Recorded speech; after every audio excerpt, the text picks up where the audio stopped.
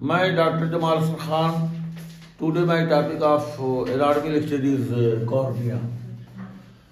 Cornea is a transparent vascular watch glass-like structure. तो cornea क्या है? एक ट्रांसपेरेंट मतलब पारदर्शी अवेस्कुलर यानी कि ब्लड सप्लाई जो कॉर्निया को नहीं होता है. Watch glass like structure. तो रिस्ट वॉच का जो ग्लास होता है उसी वॉच गिलास लाइक स्ट्रक्चर है. यानी कि रिस्ट वॉच के जो गिलास होता है उसी तरह कॉर्निया भी होता है, उसी तरह का स्ट्रक्चर है. और दिस इज कॉर्निया और दिस फॉर्म्स इंटीरियर 1/6 आगे का एक बड़ा अच्छा हिस्सा जो होता है. This forms interior 1/6 of the outer layer of eyeball. तो आउटर लेयर ऑफ आईबॉल जो है ये फाइबरस लेयर कहलाता है, जो कोलेजन फाइबर इलास्टिक फाइबर का बना होता है. तो दो पार्ट में डिवाइड किया गया है फाइबरस लेयर को, एक इंटीरियर 1/6 और एक पोस्टीरियर 5/6. तो पोस्टीरियर 5/6 जो ये स्क्लेरा है और इंटीरियर आगे का एक बड़ा अच्छा हिस्सा जो है ये कॉर्निया है.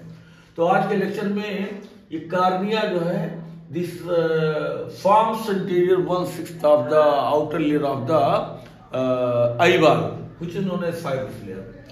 तो कॉर्निया जो है एक ट्रांसपेरेंट पारदर्शी अवेस्कुलर यानी कि there is no blood supply to the cornea watch glass like structure है. और इसके दो सरफेस होते हैं, एक इंटीरियर सरफेस और एक पोस्टीरियर सरफेस. तो कॉर्निया हैज टू सरफेस, एक इंटीरियर सरफेस और एक पोस्टीरियर सरफेस. तो इंटीरियर सरफेस जो है एलिप्टिकल शेप का होता है. एलिप्टिकल शेप वो होता है जिसका ट्रांसवर्स डायमीटर जो है ज्यादा हो और वर्टिकल डायमीटर कम हो. तो ये इंटीरियर सरफेस है और एलिप्टिकल शेप का होता है. इसका ट्रांसवर्स डायमीटर 11.7 मिलीमीटर होता है और जो वर्टिकल डायमीटर होता है ये वर्टिकल डायमीटर इज 11 मिलीमीटर. तो this is interior surface of cornea and posterior surface of cornea is circular in shape. और इसका जो है वर्टिकल डायमीटर और ट्रांसवर्स डायमीटर दोनों इक्वल होता है. यानी कि 11.5 मिलीमीटर ये वर्टिकल डायमीटर हो गया और जो ट्रांसवर्स डायमीटर है ये भी 11.5 मिलीमीटर होता है. तो बोथ डायमीटर यानी वर्टिकल डायमीटर और transverse diameter both are same. तो इंटीरियर सरफेस एलिप्टिकल शेप का होता है और पोस्टीरियर सरफेस सर्कुलर शेप होता है, वृत्ताकार सर्कुलर शेप होता है. और इस कॉर्निया का जो थिकनेस होता है, थिकनेस ऑफ कॉर्निया, तो सेंटर में इसका थिकनेस जो है, सेंट्रल थिकनेस जो है ये 0.5 मिलीमीटर से 0.6 मिलीमीटर होता है. तो सेंटर में अगर देखा जाए तो कॉर्निया का जो मोटाई होता है यहाँ सेंटर में बीच में ये 0.5 मिलीमीटर टू 0.6 मिलीमीटर. और अगर पेरिफेरी देखा जाए यहाँ पे, दिस इज पेरिफेरी, तो यहाँ पर थिकनेस जो है ये 1 मिलीमीटर टू 1.2 मिलीमीटर. तो सेंट्रल थिकनेस ऑफ कॉर्निया, बीच का जो मोटाई होता है कॉर्निया का वो 0.5 मिलीमीटर टू 0.6 मिलीमीटर और पेरिफेरल थिकनेस जो है ये 1 मिलीमीटर टू 1.2 मिलीमीटर. तो इस तरह से जो है कॉर्निया का ये थिकनेस हो गया. और जो एवरेज थिकनेस होता है, एवरेज थिकनेस जो होता है 540 माइक्रोमीटर. तो average thickness of cornea is 540 micrometre. तो ये रेंज है सेंट्रल थिकनेस का और पेरिफेरल थिकनेस का. Central thickness of cornea is 0.5 millimetre to 0.6 millimetre और peripheral thickness is 1 millimetre to 1.2 millimetre. लेकिन जो average thickness of cornea is 540 micrometre. And this thickness is measured by an instrument which is known as pachymeter. Paco, P-A-C-H-O, पैकोमीटर। तो पैकोमीटर जो है एक instrument होता है जिससे कार्निया का जो है थिकनेस नापा जाता है। जो है pachymeter is an instrument by which thickness of cornea is measured. और ये जो कार्निया होता है तो कार्निया का जो है सेंट्रल 5 मिलीमीटर होता है, सेंट्रल 5 मिलीमीटर होता है कार्निया का सेंट्रल 5 मिलीमीटर जो है। यहां पर ये रिफ्रैक्टिंग सरफेस बनाता है। Central 5 millimetre of cornea forms the refracting surface, refracting surface, refracting surface, surface. तो ये इंटीरियर सरफेस पर जो सेंट्रल 5 मिलीमीटर है ये रिफ्रैक्टिंग सरफेस बनाता है। और इसका जो इंटीरियर रेडियस ऑफ कर्वेचर है, इंटीरियर रेडियस ऑफ कर्वेचर ये 7.8 मिलीमीटर होता है। और posterior radius of curvature, posterior radius of curvature ये 6.5 मिलीमीटर होता है। तो कार्निया का जो है दो कर्वेचर होता है, एक इंटीरियर रेडियस ऑफ कर्वेचर जो 7.8 मिलीमीटर होता है और एक पोस्टीरियर रेडियस ऑफ कर्वेचर वो 6.5 मिलीमीटर होता है। और कार्निया का जो रिफ्रैक्टिव इंडेक्स है, refractive index of cornea is refractive index. तो refractive index of cornea is 1.376, 1.376 ये रिफ्रैक्टिव इंडेक्स है कार्निया का। और इसका रिफ्रैक्टिव जो पावर होता है कार्निया का, रिफ्रैक्टिव पावर ये 45 डायोप्टर होता है, 45 डायोप्टर होता है, which is 3/4 of the total refractive power of the eyeball। तो आई का जो पूरा 100% टोटल रिफ्रैक्टिव पावर जो है ये 60 होता है और ये कार्निया का अकेले रिफ्रैक्टिव पावर जो है 45 डायोप्टर होता है। तो ये 75% of the refractive power is found by the cornea. वैसे इंटीरियर सरफेस का जो रिफ्रैक्टिव पावर है वो +48 डायोप्टर होता है, +48 डायोप्टर।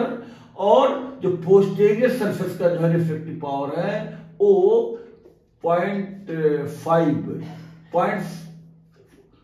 5.8 डायोप्टर, ये निगेटिव होता है। यहां पर जो है निगेटिव 5.8 डायोप्टर। तो पोस्टीरियर सरफेस का रिफ्रैक्टिव पावर जो है ये 5.8 डायोप्टर है और इंटीरियर सरफेस का रिफ्रैक्टिव पावर ये जो है 48 डायोप्टर है, प्लस नहीं ये +48 डायोप्टर। एंड पोस्टीरियर सरफेस का जो रिफ्रैक्टिव पावर है वो -5.8 डायोप्टर होता है।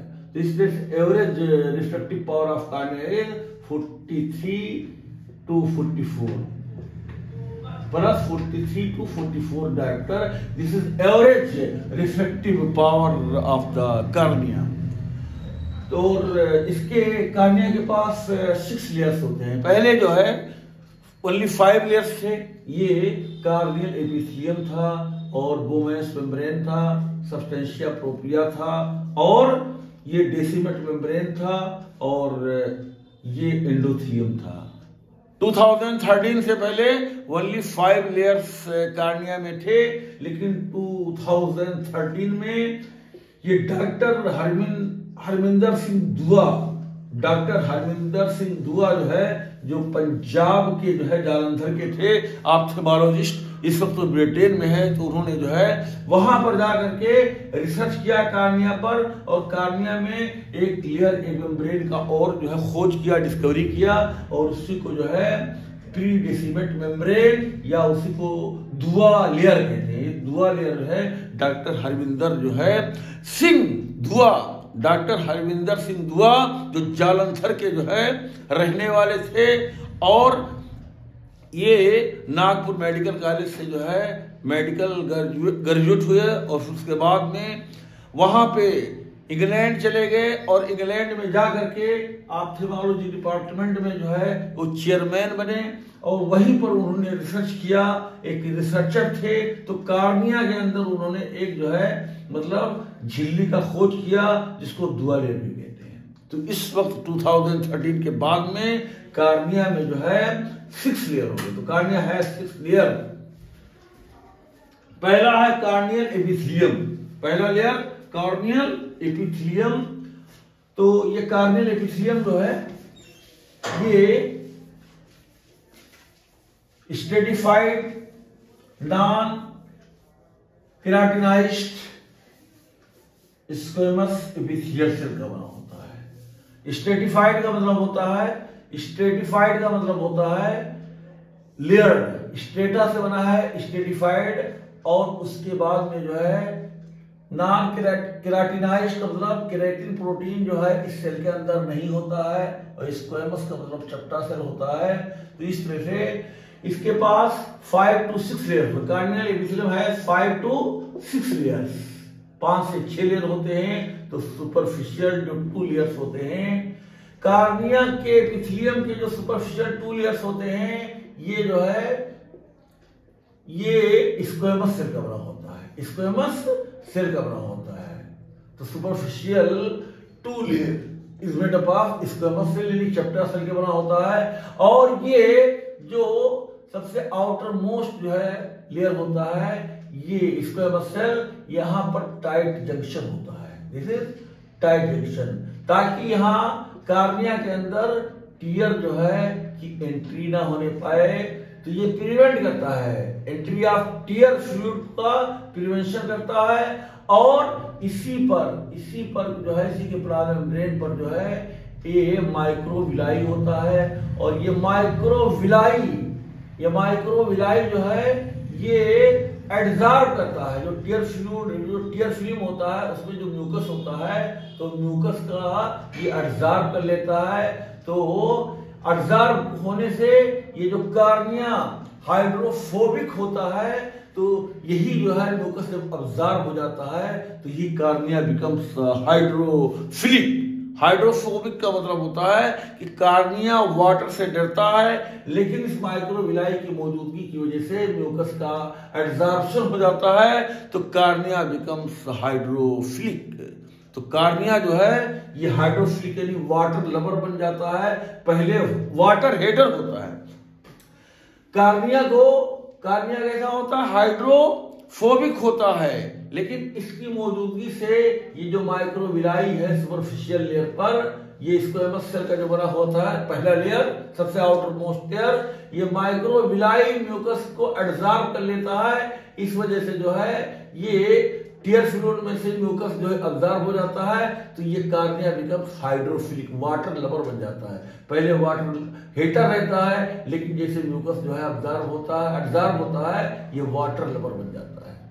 तो देयर इज टाइट जंक्शन। ये सुपरफिशियल 2 लेयर्स जो होते हैं स्क्वेमस सेल के, ये क्या नाम है, स्क्वेमस सेल का बना होता है। तो ये सबसे आउटर मोस्ट जो है लेयर जो होता है स्क्वेमस सेल का, इनके बीच में टाइट जंक्शन होता है, और इसलिए टीयर जो है इसके अंदर कार्निया के अंदर एंट्री नहीं कर पाता है। उसके बाद मिडिल जो 2 लेयर होता है, तो मिडिल 2 लेयर जो है ये अम्ब्रेला सेल का बना होता है। किस सेल का बना होता है, अम्ब्रेला सेल का बना होता है। तो मिडिल 2 लेयर ऑफ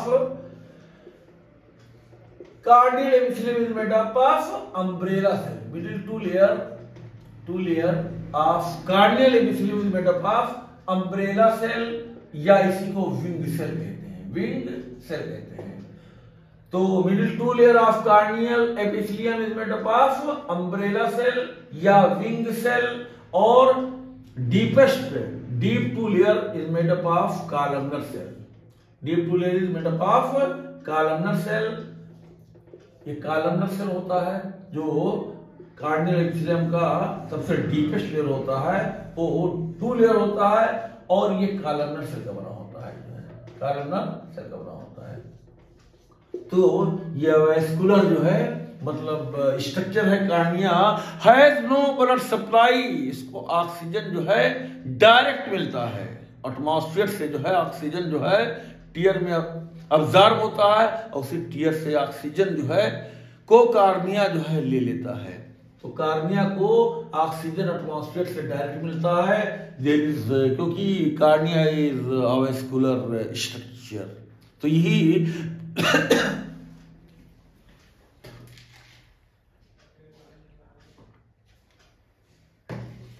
कार्निया है नो ब्लड सप्लाई, इसलिए ऑक्सीजन का जो है सप्लाई डायरेक्ट एटमॉस्फेयर से जो है कार्निया होता है और कार्निया लेता है।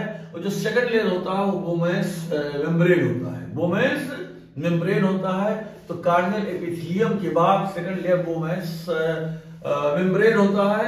इसको एंटेरियर इलास्टिक लैमिना कहते हैं, एंटेरियर इलास्टिक लैमिना कहते हैं, या इसी को एंटेरियर लिमिटिंग लैमिना कहते हैं। तो बोमेंस जो है ये बोमेंस मेम्ब्रेन, ये सर विलियम बोमेंस, ये ऑप्थेमोलॉजिस्ट थे, वहां के इंग्लैंड के ब्रिटिश के जो है ऑप्थेमोलॉजिस्ट थे। तो उन्होंने इस लेयर का डिस्कवरी किया था और उन्हीं के नाम से सर विलियम बोमेंस के नाम से कार्निया में जो सेकंड लेयर है ये बोमेंस लेयर है। और ये कोलेजन फाइबर और इलास्टिक फाइबर का बना होता है। ये नॉन रिजेनरेटिव लेयर होता है, अगर एक बार जो है ये डैमेज हो गया तो इसका रिजेनरेशन नहीं हो पाता है। तो ये कंसीडरेबल रेजिस्टेंट होता है, this layer is considerable resistant to the infection. तो कोई भी जो है इन्फेक्शन, अगर इन्फेक्टिव ऑर्गेनिज्म आता है तो ये लेयर जो है इसका प्रिवेंशन करता है, प्रतिरोध करता है। और एक बार अगर डैमेज हो जाए तो इसका दोबारा रिजेनरेशन नहीं होता है। डैमेज होने के बाद यहां पर जो है जब हीलिंग होती है तो यहां पर स्कार का फॉर्मेशन बन जाता है। कार्निया में if Bowman's membrane is damage तो there is no regenerative power in this layer, और इसकी हीलिंग जो है स्कार फॉर्मेशन के जरिए से होती है। Third layer is substantia propria, third layer is substantia propria. तो ये जो थर्ड लेयर है इसको कार्नियल स्ट्रोमा कहते हैं। और ये कार्निया का करीब इसकी जो मोटाई होती है 0.5 मिलीमीटर होती है। तो कार्निया की जितनी मोटाई होती है उसका 90% जो है हिस्सा यही सब्सटेंशिया प्रोप्रिया है। This is the third layer of the cornea from outside to inside. तो ये कोलेजन जो है फाइबर का बना होता है, कोलेजन फाइबर का बना होता है। और ये भी कोलेजन जो है type 1, collagen type 1, collagen type 5 और कोलेजन टाइप 6। तो इस तरह से कोलेजन जो प्रोटीन होता है उसके जो है collagen type 1, collagen type 5 and collagen type 6। तो 3 तरह का कोलेजन फाइबर होता है। और इसी कोलेजन फाइबर का जो है जो लेयर होता है कोलेजन फाइबर का के बीच में, मतलब एक ये केराटोसाइट सेल होता है, केराटोसाइट सेल होता है। और keratocyte is nothing but modified fibroblast. तो इसी लेयर में केराटोसाइट होता है और ये केराटोसाइट क्या होता है, ये फाइब्रोब्लास्ट होता है। इसी में जो है मैक्रोफेज भी होता है, मॉन्टिक मैक्रोफेज भी होता है, हिस्टियोसाइट भी होता है, हिस्टियोसाइट भी होता है, और इसी में ल्यूकोसाइट भी होता है। तो this is third layer of the cornea. चौथा जो लेयर होता है ये प्रीडेसिमेंट मेम्ब्रेन होता है। और ये प्रीडेसिमेंट मेम्ब्रेन जो है इसकी जो मोटाई होती है, थिकनेस होती है 15 माइक्रोमीटर होती है, 15 माइक्रोमीटर होती है। और इस लेयर की डिस्कवरी जो है ये डॉक्टर हरमिंदर सिंह दुआ, ये इंडियन ऑप्थेमोलॉजिस्ट हैं जो ब्रिटेन में रह रहे हैं, वहां के ऑप्थेमोलॉजी डिपार्टमेंट के चेयरमैन हैं। तो उन्होंने इस लेयर का खोज किया था। तो प्रीडेसिमेंट मेम्ब्रेन, ठीक है, ये डेसिमेंट मेम्ब्रेन जो 5वां लेयर है, डेसिमेंट मेम्ब्रेन के जो है मतलब पहले होता है, ये डेसिमेंट मेम्ब्रेन है। तो डेसिमेंट मेम्ब्रेन ये एक कार्निया का ये पांचवा लेयर है और इसको पोस्टीरियर इलास्टिक लेमिना कहते हैं, या इसी को पोस्टीरियर इलास्टिक लेमिना और इसी को पोस्टीरियर लिमिटिंग लेमिना भी कहते हैं। और इसकी खोज जो है ये जीन्स डेसिमेट ने किया था।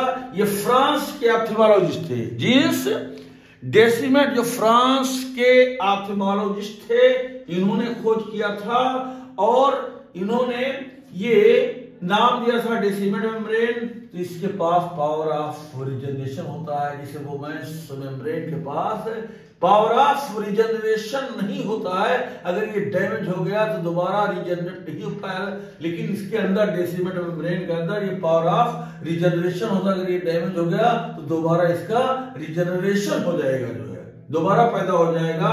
और ये भी जो है कोलेजन फाइबर का बना होता है। और इसके पास भी जो है ये very resistant to the chemical injury, trauma and infection. तो ये मतलब सबसे ज्यादा जो है ये प्रतिरोध करता है इंफेक्शन का, ट्रामा का जो है। तो Descemet membrane is named after the Jeans Descemet which belongs to the France. और जो 6th लेयर होता है ये एंडोथेलियम होता है। और एंडोथेलियम जो है ये हेक्सागोनल सेल का बना होता है, जो चपटा होता है। तो endothelium is made up of hexagonal cells. ये इनरमोस्ट लेयर होता है कार्निया का। तो कार्निया में there are 6 layer, corneal epithelium, Bowman's membrane, और या एंटीरियर इलास्टिक लेमिना या एंटीरियर लिमिटिंग लेमिना। तीसरा लेयर है सबस्टेंशिया प्रोप्रिया या कार्नियल स्ट्रोमा। चौथा लेयर है प्री डेसिमेट मेम्ब्रेन या इसी को धुआ लेयर भी कहते हैं। पांचवा जो लेयर है डेसिमेट मेम्ब्रेन या पोस्टीरियर इलास्टिक लेमिना या इसी को पोस्टीरियर लिमिटिंग लेमिना। और छठा लेयर है एंडोथेलियम।